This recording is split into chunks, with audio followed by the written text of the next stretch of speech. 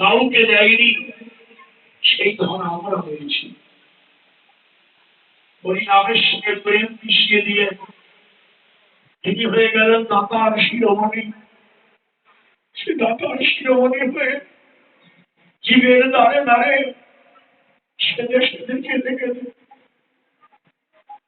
বললেন, নগরবাসী পুরুষ নারী ভাই তোদের পায়ে ধরি, একবার সবাই বলবে বলো হরি হরি।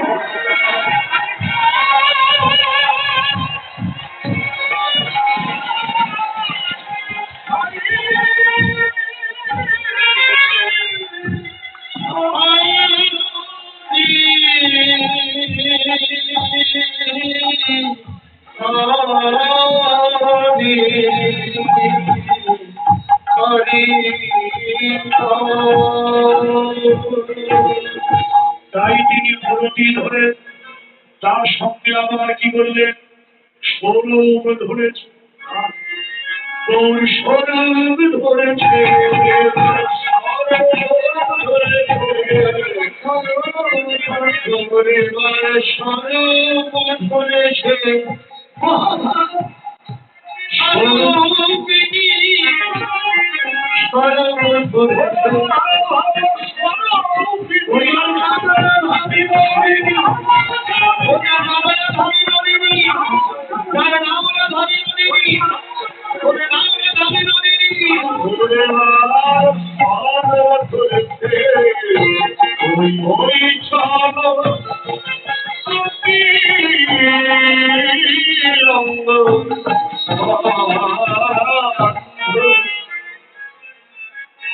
গৌরের স্বরূপ। অনেক কথা, অনেক অনেক অনেক কথা। আমার ভাই বললেন কানে কানে গৌর লীলাটা তো বিস্তৃত করে বললেন। গৌরের লীলা যদি বলা হয় তাহলে এর শেষ অবধি নেই। তিনি তো প্রেমের সিন্ধু, সাগর, মহাসাগর, এর কোনো কুল কিনারা নেই। গৌরের লীলা এত মধুময়, যেটা বর্ণনা করে শেষ করা যাবে না।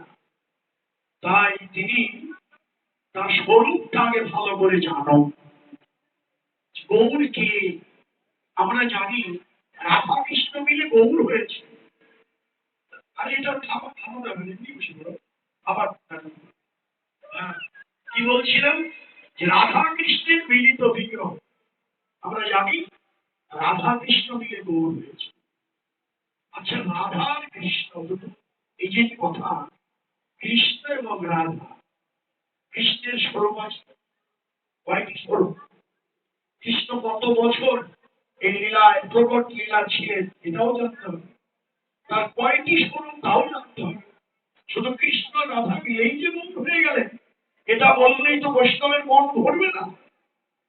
বৈষ্ণব আরো গভীর যে শুনতে চায় যে কৃষ্ণের চারটি স্বরূপ, ধীর শান্ত ধীর নলিন, ধীর দত্ত ধীর অদ্ভুত, চার স্বরূপের কৃষ্ণ বৃন্দাবন, দ্বারকা, মথুরা, কুরুক্ষেত্রে লীলা করেছেন।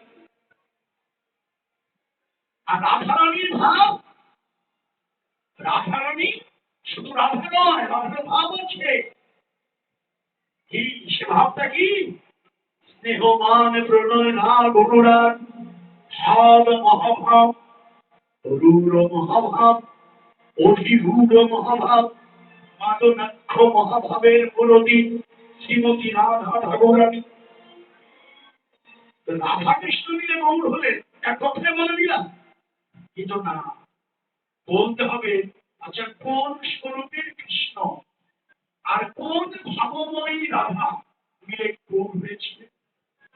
ওটাই তো আমাদের ভজনের জানার বিষয়। রাধা কৃষ্ণ মিলেই গৌর হলেন, এখানে তো রাধার অনেকগুলো ভাব, কৃষ্ণের চারটি স্বরূপ।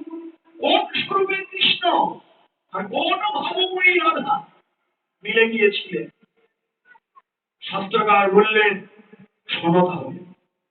কৃষ্ণ যখন ধীর ললিত, ধীর ললিত,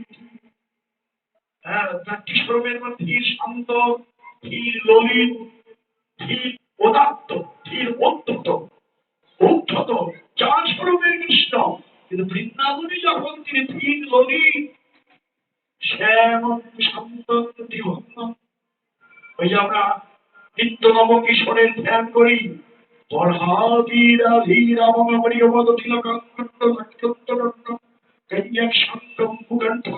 স্মিত সুভগ মুখং স্বধরেণ স্তবেন শ্যামং সুন্দরং দিভক্তং রবিকর ভূষণ ভূষিত বৈজয়ন্তা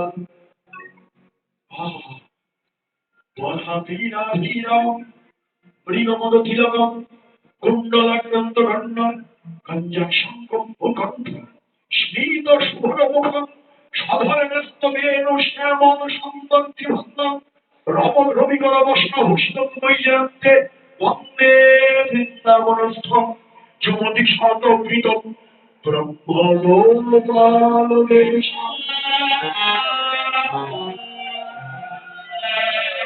শ্রীকৃষ্ণের ধ্যান করতে গিয়ে, গোপালের ধ্যান করতে গিয়ে, নিত্য নব কিশোরের ধ্যান করতে গিয়ে সেই কৃষ্ণকে যখন আমরা ধীর ললিত রূপে পাই, ধীর ললিত স্বরূপের কৃষ্ণের সঙ্গে আমার রাধারানীর ভাব কোনটি?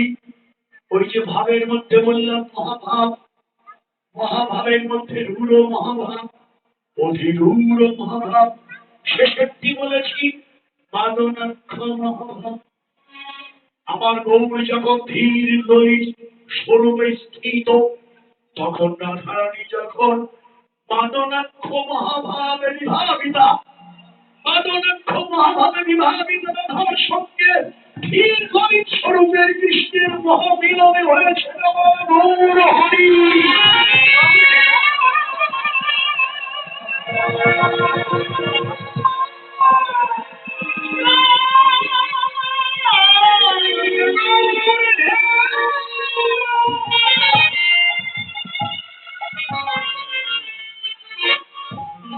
এই সেই গৌর বন্ধ সুন্দর গানে বললেন, বাহিরে রাধার অন্তরে শ্রীকৃষ্ণ, বাহিরে রাধার অন্তরে শ্রীকৃষ্ণ, বাহিরে রাধার অন্তরে শ্রীকৃষ্ণ, ভোলার হরের প্রাণ ঘোরা রোজ রস কৃষ্ণ, কৃষ্ণ কৃষ্ণ ভাবে গানে গোরা রাধে রাধে কৃষ্ণ ভাবে গানে গোরা রাধে রাধে কৃষ্ণ ভাবে গানে গোরা রাধে রাধে হরে কৃষ্ণ ভাবে গানে গোরা রাধে রাধে হরে কৃষ্ণ কৃষ্ণ ভূপনে কৃষ্ণ ভূপনে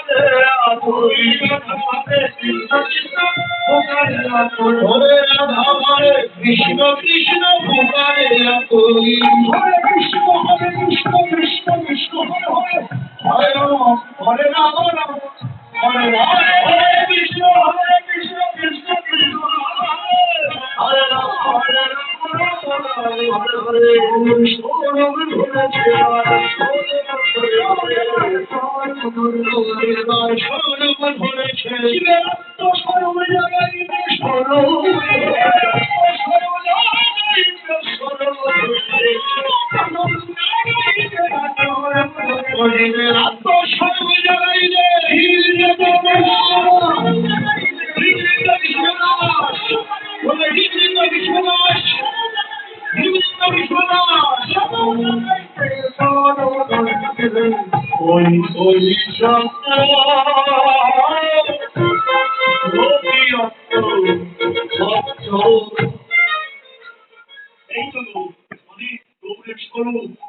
তিনি এলেন কোথায়? আজ গিয়ে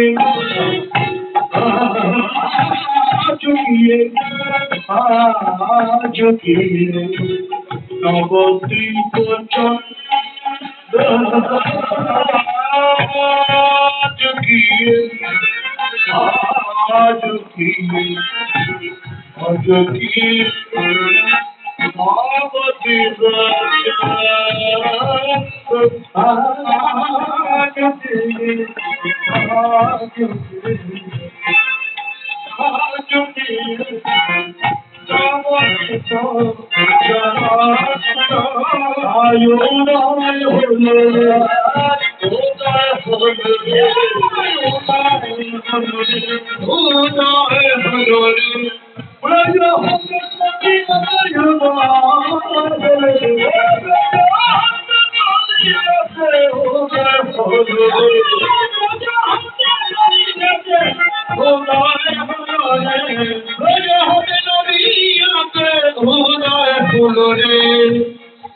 সখী গর্ভ সিংহ মাঝে আমার গৌর চাঁদের উদয় হলো। উদয় হয়ে কি বললে? আমি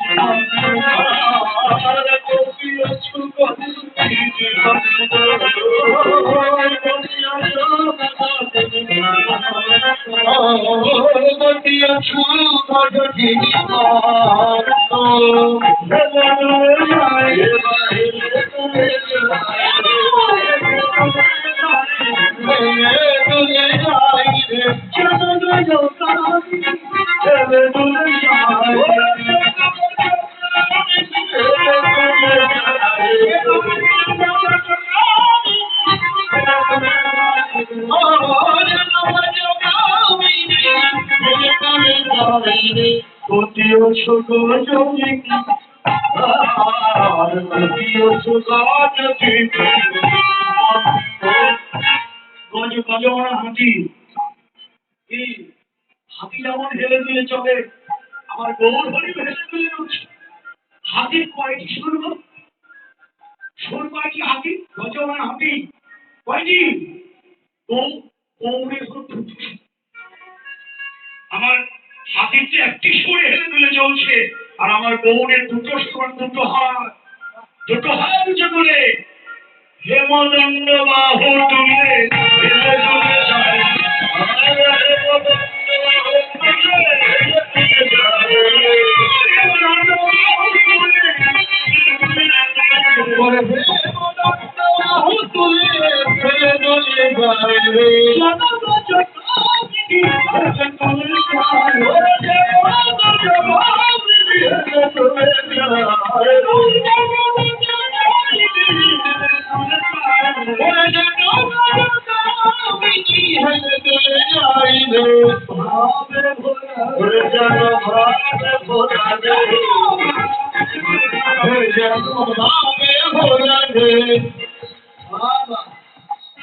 যার ভাব কান্তি চলা রাধা ভাবে বিভোর গোড়া চলছে চলতে কখন? দিনের দুপুর বেলা। আজ দিন বসনে আপনি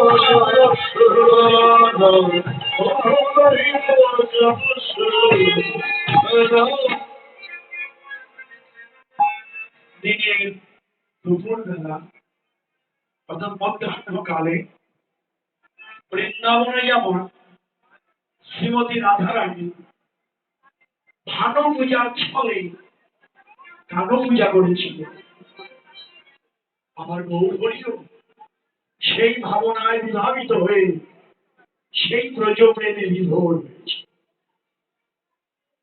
যখনই মধ্যাহ্নকালীন লীলা গৌরের মনে পড়েছে, অমনি গৌরের দেহে শান্তির ভাব দেখা দিয়েছে। কম্প পুলক ভাব, সরভঙ্গ অনুপম, নয়নেতে জলপবিত্র লীলা আস্বাদন করা মাত্রই গৌরের দেহে সাত্বিক ভাব গৌরের অঙ্গে গৌর কখন কাঁপছে। কপ্প পুলক ঘাম সর্বাঙ্গ তার পুলকিত হচ্ছে, বিন্দু বিন্দু ধর্মাত্ম ঘাম ঝরছে। কপ্প পুলক ঘাম সর্বাঙ্গ কণ্ঠ গদগদ রুদ্ধ গিরা। আহা, গৌরের ভাব লীলা সাধনে কি হয়। গৌর হরি বলছে তোমরা আমাকে দেখো, লীলা সাধন করতে করতে আমার যে ভাব হচ্ছে, তোমরাও যদি জগৎজীব লীলা স্মরণ করতে সত্যি একটি ভাব তোমাদের দেহে আসে, তবেই তোমার ভজন সার্থক হবে, তুমি গোবিন্দ চরণ নাম করতে পারবে। আমার গৌর হরি নয়নের যে জল পরিপূর্ণ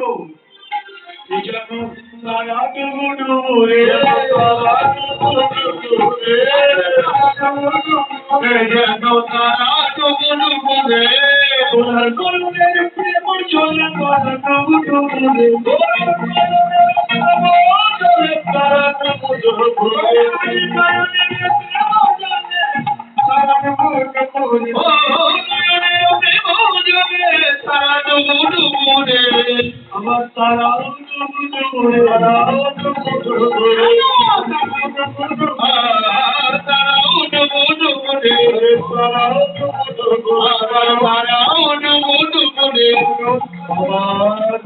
আমার গৌরী যাদের নয়ন, আমার গৌরী যাদের নয়ন তারা তারা আমার গৌরী যাদের নয়ন তারাও তো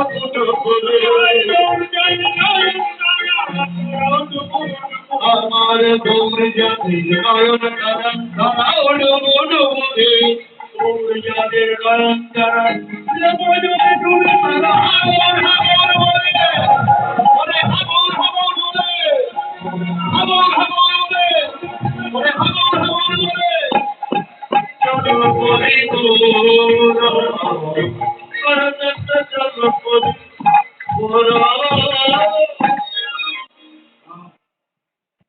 গৌর যাদের নয়ন তারা, গৌর ভজন করে যারা, গৌর বলে কাঁদে তারা। রমা, আমি তো গৌর ভজন জানি না, আমি গৌর ভজন বাদ দিয়ে মোহ মায়াকে নিয়ে আছি। স্ত্রী পুত্র পরিবারকে ভালোবেসে গৌর ভজন আমি করি না। তার পরিণতি কি হয় তা তো জানেন। বাসুদেব বিপ্র, পুষ্ঠ বাসুদেব, ছোট ভাই কাঁদল, দাদা এসো দুই ভাই মিলে গৌর ভজন করি। বাসুদেব বলল আমি যাবো না, আমার স্ত্রী আমাকে ভালোবাসে, আমার সন্তান আমাকে ভালোবাসে, আমি এদের ছেড়ে আমি যাবো না, আমি খুব ভালোবাসি রে ভাই, তুমি একাই কর গৌর ভজন, আমি আর করবো না, আমাকে ডাকিস। গেল না, ছোট ভাই কথা শুনল না। পরিণতি কি হলো? কয়েকদিনের মধ্যে বাসুদেবের গায়ে পুষ্প ব্যাধি হলো, স্পর্শ ব্যাধি। যখন ওই ব্যাধি হলো, কেউ তার কাছে যায় না, এমনকি স্ত্রী ভালোবাসা, সন্তানের ভালোবাসার জন্য গৌর ভজনে যায়, সেই স্ত্রী স্বামীর কাছে যাবে না, সন্তান বাবার কাছে যাবে না। একই কথা, এই ভালোবাসা বরঞ্চ স্ত্রী পুত্র একান্তে বৈঠক করে বলল, স্ত্রী বলল ছেলেদের, তোর বাবাকে তো আর ঘরে রাখা যায় না।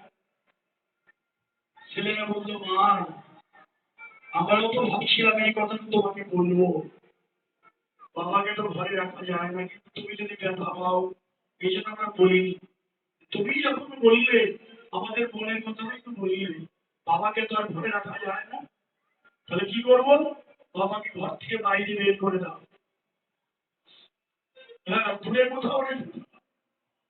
এই কথা যখন বাসুদেবের কানে গেল, বায়ুর জল ধরে রাখতে পারছি না, বউরে আমার ঘরে যাওয়ার জায়গা নেই।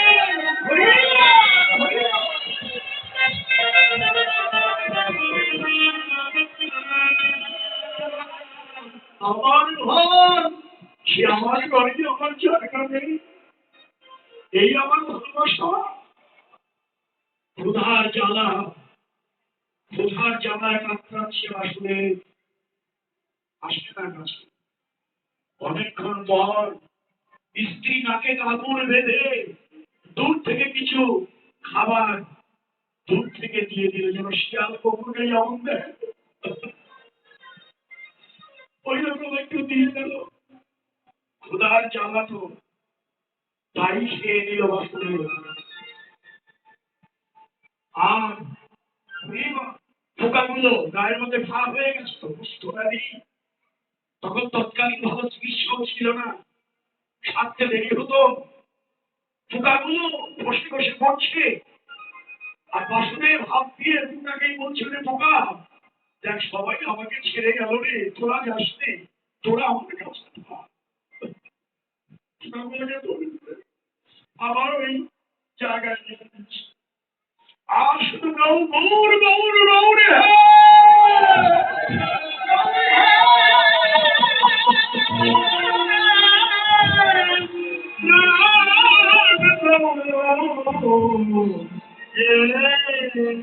আমি একই করলাম, একই করলাম গৌরে, তুমি আমার অপরাধ ক্ষমা করো।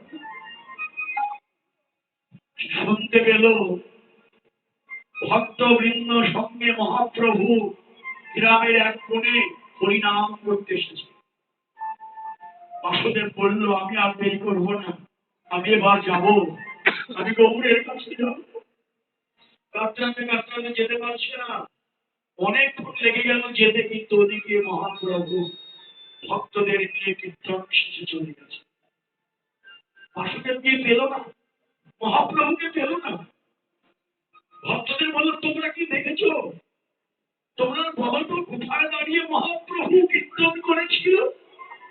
ভক্তরা তার জানিয়ে দিলেই তো, এখানে দাঁড়িয়েই তো কীর্তন করেছিল।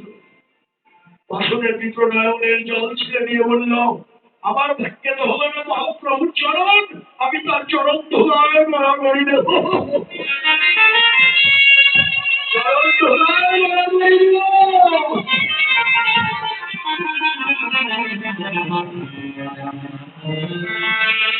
আমার গৌর হরি চরণ ধুলায় বরাবরই দিল। আর আকুল হয়ে ডাকলো, গৌরে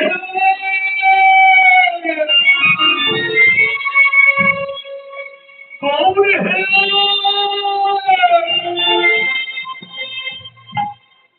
ভক্তের আকুল করা ডাক। মহাপ্রভু ভক্তদের সঙ্গে যাচ্ছিল, পথে যেতে যেতে হঠাৎ করে থেমে গেল। থেমে গেল, এই কি যেন আমাকে ডাকছে, কে যেন আমাকে ডাকছে। ভক্তরা এদিক ওদিক ঘুরে দেখল, প্রভু কেউ তো নেই, তোমাকে কে ডাকলো, কেউ তো ডাকেনি। মহাপ্রভু তখন বললেন, ওরে এ ডাক তো শুনতে পেলি না, তোরা পাবি না, এ ডাক যে অন্য কোনো ডাক নয় রে, যে ভক্তের আকুল করা হৃদয়ের ডাক।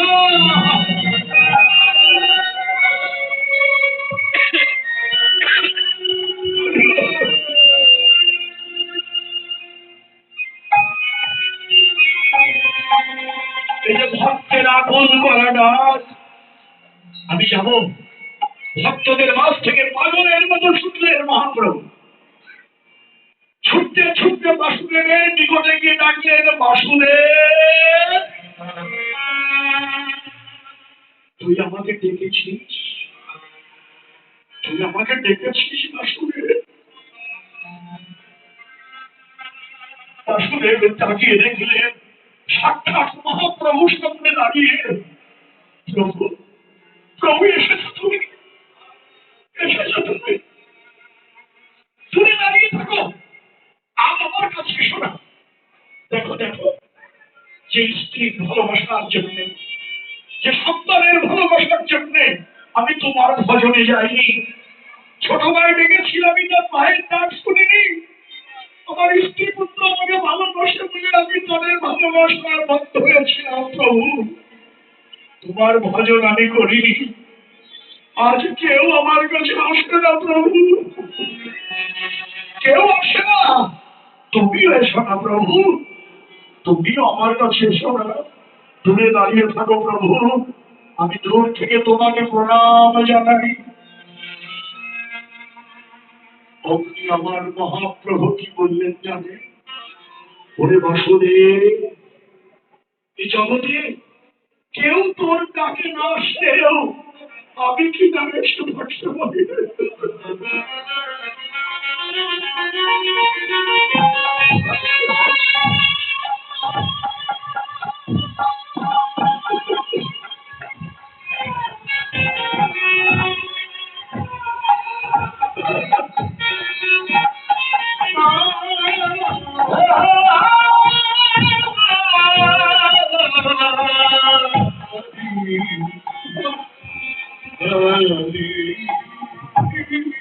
জগতে কেউ না আসুক, আমি কি থাকতে পারি?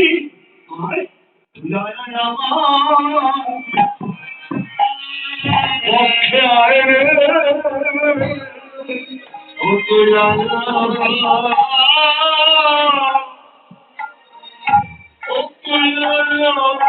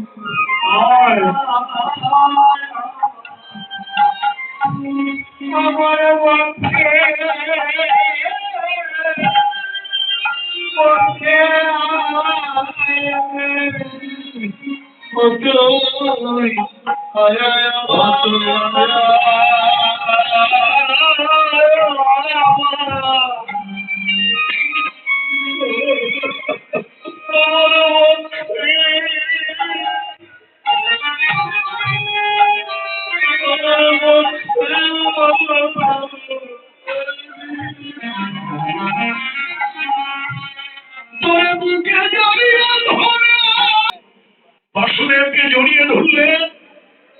মহাপ্রভুর স্পর্শ মাত্র বাসুদেবের দেহের পুষ্পবেদী সেরে গেল, রূপ হয়ে গেল।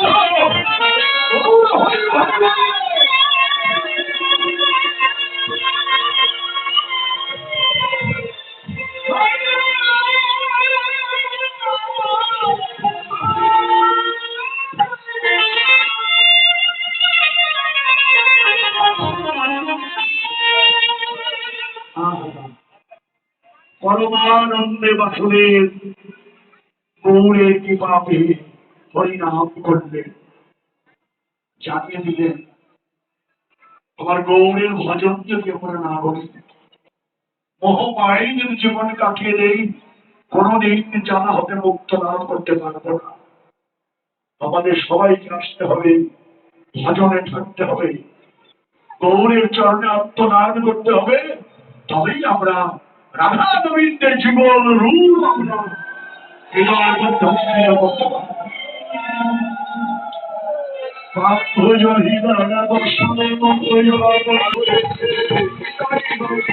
যেন কিশোরী হয়েছে, কিশোরী হয়েছে,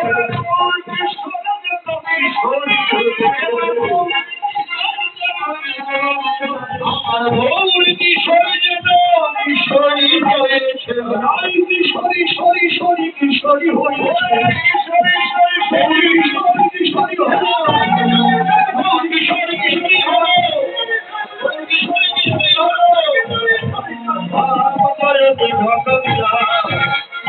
ভারতের বিধান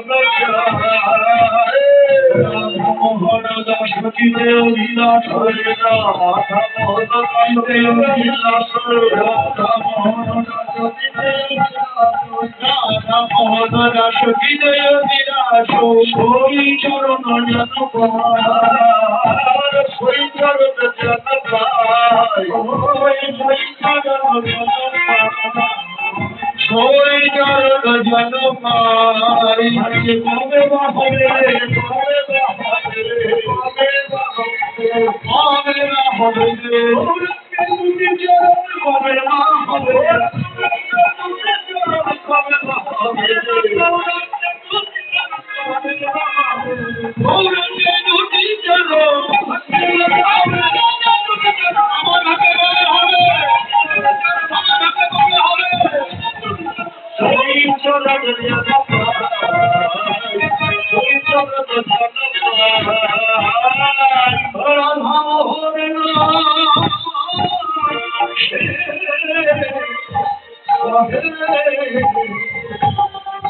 আমার ভাগ্যে আমার ভাগ্যে হরে হরে